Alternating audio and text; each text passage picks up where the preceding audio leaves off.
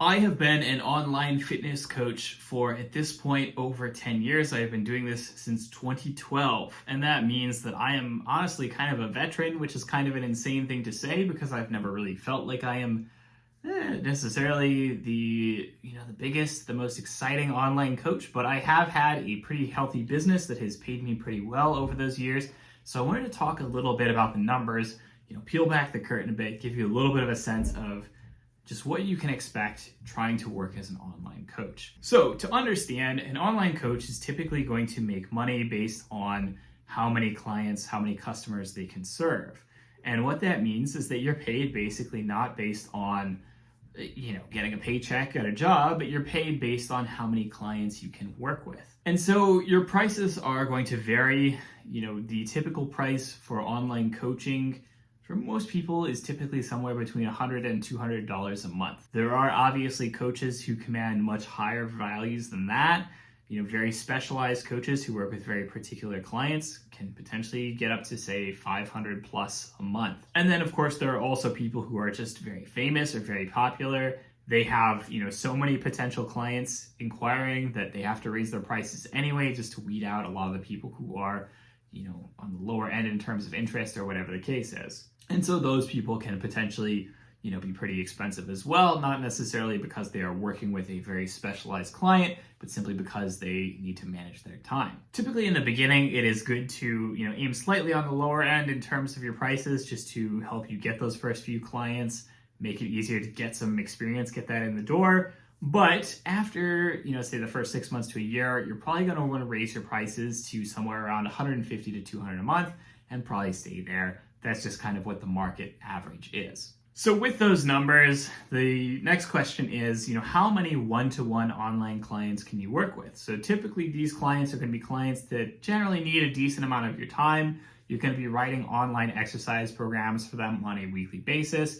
You are going to be potentially interacting with them via phone calls or emails throughout the week as needed, or texts, just to give them support and clear up any confusions that they might have. And so that does take up a significant amount of your time. And this does depend very significantly on your processes and how much of your business you have automated. So when I first started out, I had no automation. I didn't really know what I was doing. I was actually writing up my clients' workouts in a document, in a Word document each week, and sending it to them over email. And then over time, I started using spreadsheets because I recognized the automation potential of a good spreadsheet. And I continue to develop this over time to continue to automate my processes as much as possible. I do things like using Text Expander to make it easier to write snippets of frequently asked questions and things like that, so that I can then have an easier time answering emails. And all of those automations have made it a lot easier to run my business. And as a result, currently I work with typically about 50 to 75 clients. There are coaches who work with up to, I would say, 100 clients or so at a time. So if you do the math on that, if you take somebody who makes, say, $150 to $200 per client, and they have about 100 clients, that is somewhere between about $180,000 to $240,000 a year, which sounds like a really impressive number. To start off, obviously you are self-employed, so you have to pay self-employment taxes and all that, which is typically a bit higher than your standard taxes. Obviously you have to manage other things like saving for your retirement and healthcare and all those things. And of course, you're probably going to have to spend some of that on advertising and software fees and all sorts of other stuff like that. Yes, it's a good amount of money, but that does assume that you have a lot of clients, that you have something like 100 clients.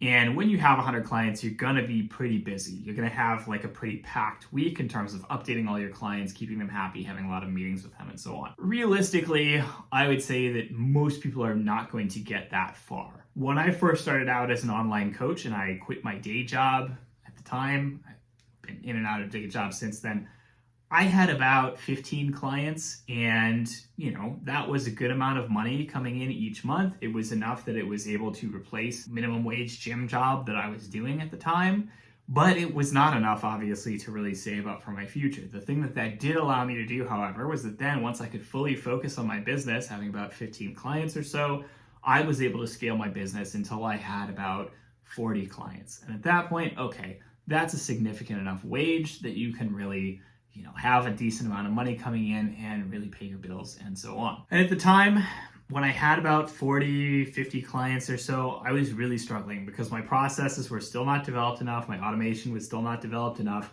And that really was taking up basically all of my time during the week, was just managing my clients, writing a blog post, posting about it on social media a little bit. That was like absorbing an incredible amount of time out of my week. And so when you have a coach who is potentially capped out in terms of the number of clients that they can manage, and they're not having trouble obviously getting new clients to inquire and start up with them, then your shift becomes, okay, no longer focusing on just trying to get more clients. And obviously a lot of that trying to get more clients just involves things like posting on social media, making blog posts, making YouTube, making Instagram, whatever kind of content to get eyeballs on you. Once you kind of get past that point where you've got a decent amount of content made, you've got a decent amount of eyeballs on you, it becomes more about, okay, at that point, you really need to shift to automating as much as possible, really reducing the amount of work that you have to do per client so that you can scale your client base better to get up to, again, something like 50 to 100 clients in the long run. However, even that, there's a limit, obviously, right? There's only so many hours you have in the day. You cannot scale one-to-one clients forever. And so at that point, it does become beneficial to start looking into other efforts that can scale a little bit better in terms of bringing in more income. So something like a group coaching offer, this might be priced at something like $25 to $50 per month. And with this, basically the idea is that they would have less direct, one-to-one customization in their program from you. They'd be given some kind of basic template, and then they would be having access to something like a Facebook group or something along those lines, where like, yes, you'll check in periodically and answer some questions, but the whole point is that you have a bunch of other clients in this group and they can sort of ask each other questions, help each other out, and that really cuts down on the amount of time that you have to spend managing that yourself. And you could also look into something like hiring an assistant to help you in terms of doing some of this work as well, right? And so that can obviously scale a lot better. You could potentially get quite a lot more people. But again, at that point, the limit is more like you need a crap ton of people coming in. You need a bigger reach, you need a bigger audience, or you need to start really having a good sense of advertising and how you can use advertising to drive people into that. And so obviously the potential earnings there are significantly higher. Again, if you can really fill out an online coaching group, you might be making less money per client, but you are also not spending nearly as much time managing each client, and you could say, get like a couple hundred or even more, and that could give you a significant other boost in income as well. And then lastly, there are things like products. So if you have a product that, say for example, you have a bunch of people in your group coaching program, you have a bunch of people in your one-to-one program, but you still have a lot of inquiries coming in, maybe people who can't quite afford one of the higher tier options, then you could consider selling a product like a book, like a program, like a spreadsheet, etc. And again, this can work really well for some people. The benefit of this is that it scales indefinitely. It takes you, some amount of time to make the product, to create it, and then once you sell it, obviously, each individual sale that you make, no time on your end, obviously. You don't have to spend any time or effort, interacting with that person. Maybe a little bit. Maybe there's like some issues with payments and somebody has to email you like, hey, like the email I put in was wrong and, I didn't get my copy of the book that I purchased or whatever. Like you have to do a little bit of stuff. That scales really well in terms of like, you can continue making money off of one product potentially for a very long period of time, so long as it's a good product and it solves problems that people have. However, again, this only really, really works well if you have a lot of attention, if you have a pretty big following. This is getting up into the, yes, it can scale really well if you have a very big following, but if you don't have a big following, it's not going to be a good fit for you. You're not going to make a ton of sales. It's not going to be a good offer in the long run. And again, if you know advertising really well, you could potentially be, very laser targeting those people who really like that product, getting those eyeballs on your product, getting those sales as a result. So if you understand advertising really well, this could also be a potential path, even if you don't necessarily have a very big following. But that requires obviously a very different skill set. Yes, like when you're developing a product, typically you're gonna have to spend, some amount of time promoting it, right? You can't just like push out a book and be like, all right, I've made this training program, everybody come buy it. Like that's not gonna work, right? You're going to have to put it out. You're going to have to then start making all kinds of content promoting it and pointing out why it what problems it solves and why it's the best thing for that and all that stuff.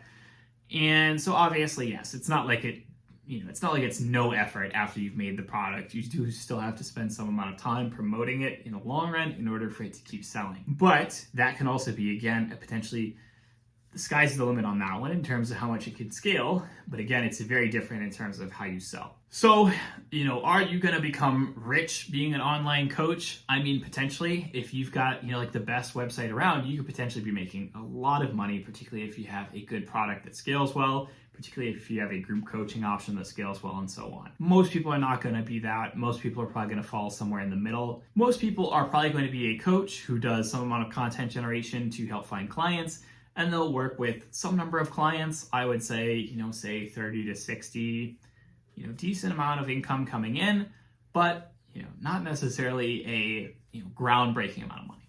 That said, it does offer you obviously a lot of freedom. If you are working for yourself, it allows you the freedom to set your own schedule. It allows you the freedom to work with people all over the world.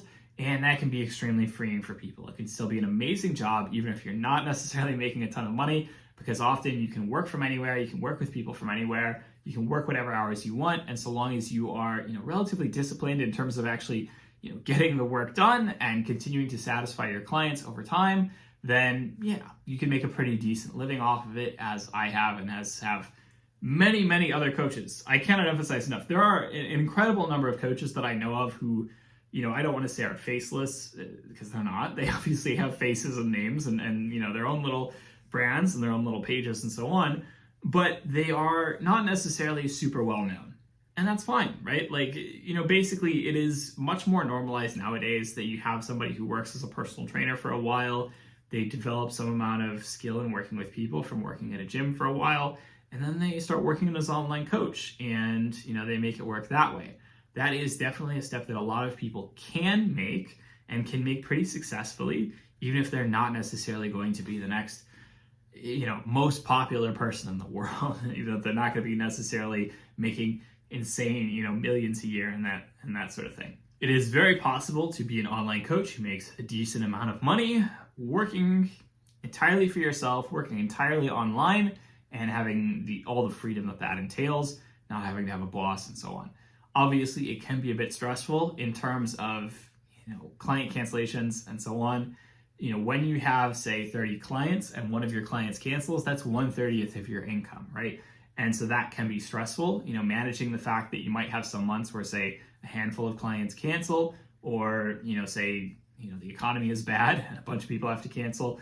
There are these shocks, there are these changes, but, you roll with it, you learn to manage that anxiety, and, you get better at the job over time. You get better at working with clients, you get better with retaining clients, you get better with finding clients, and, you get better at getting the kind of money that you would like to make. So that is all for this week's video. I hope you have enjoyed it. As always, don't hesitate to like, comment, subscribe.